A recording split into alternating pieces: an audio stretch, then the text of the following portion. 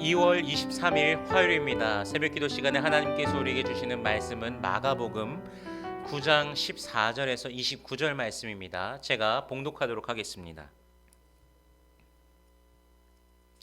이에 그들이 제자들에게 와서 보니 큰 무리가 그들을 둘러싸고 서기관들이 그들과 더불어 변론하고 있더라.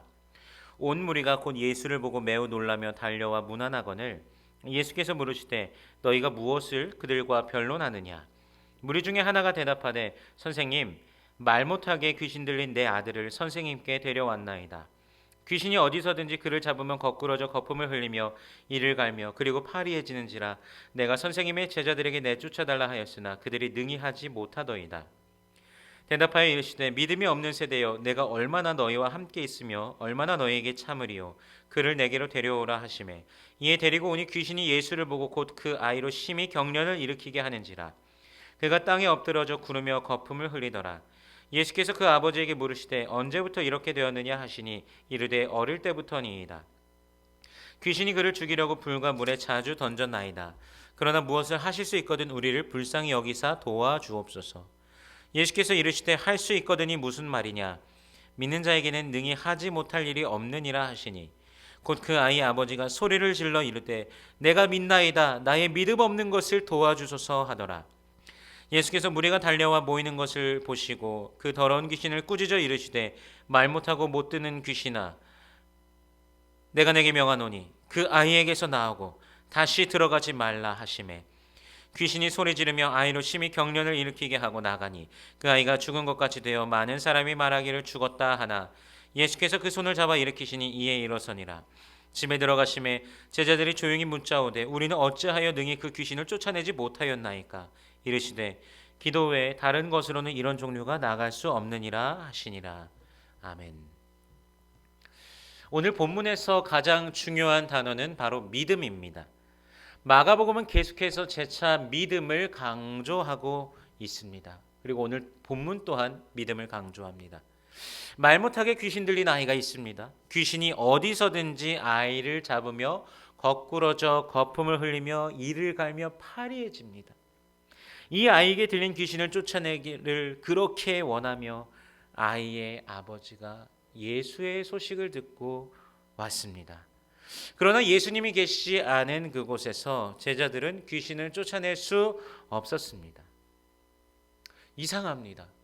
귀신을 쫓는 권세를 분명히 주셨습니다. 그들이 나가서 귀신을 쫓고 병든 자를 치료하며 복음을 전했던 제자들입니다.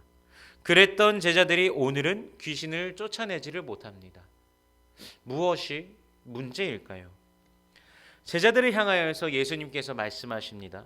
19절에 보니까요. 믿음이 없는 세대여, 내가 얼마나 너희와 함께 있으며 얼마나 너희에게 참으리요. 안타깝지만 제자들에게 믿음이 없다고 하십니다.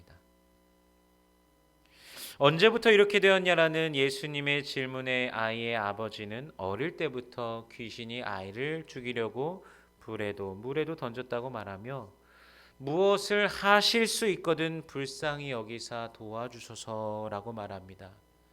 그 말에 예수님께서 대답하십니다. 할 수 있거든이 무슨 말이냐? 믿는 자에게는 능히 하지 못할 일이 없느니라. 믿음이 없는 세대를 책망하시던 예수님의 말씀은 비단 제자들을 향한 말씀만은 아니었습니다. 아이를 데려온 아버지조차도 믿음이 없었습니다. 유일한 소망이신 예수님을 보면서도 당신에게 그런 능력이 있다면 해 주세요. 있으면 주세요. 알지도 못하고 믿지도 못하고 나아왔습니다. 이를 책망하시사 아이의 아버지는 소리를 지르면서 말합니다. 내가 믿나이다. 나의 믿음 없는 것을 도와주소서. 이렇게 말하며 믿음이라는 것부터 채워달라고 외치며 구합니다. 제자들이 능히 귀신을 쫓아내지 못하는 것을 보고 아이의 아버지는 실족하였을 수도 있습니다. 분명 제자들을 통해서도 귀신이 쫓아내지는 것을 들었을 것입니다. 그러나 들었던 소식과는 다름에 이미 전의를 상실한 군인과 같이 믿음을 잃게 되었을 수도 있습니다. 그러나 그의 바닥부터 끌어올린 간구와 그 믿음까지 갖도록 도와달라고 외치는 그의 간구는 예수님을 움직이고 예수님께서는 귀신을 바로 내쫓아 주십니다. 귀신이 아이를 얼마나 괴롭혔는지 아이가 죽은 것 같이 되어 있었지만 예수님께서 손을 잡아 일으키심으로 아이는 일어납니다. 여기서 중요한 부분은요, 예수님께서 내가 내게 명하노니 라고 말씀하신 것입니다. 귀신을 쫓아내고 능력이 일어나는 것은 누군가 개인의 능력이 절대로 아닌 바로 예수님의 능력으로 일어나는 것입니다.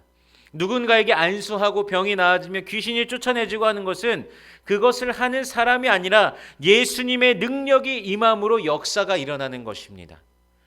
제자들이 자신들이 귀신을 쫓아내지 못한 이유에 대하여 기도 외에 다른 것으로는 이런 종류가 나갈 수 없느니라 라고 하시며 기도에 대하여도 말씀해 주심에 우리는 두 가지를 종합하여 생각해 볼 수 있습니다.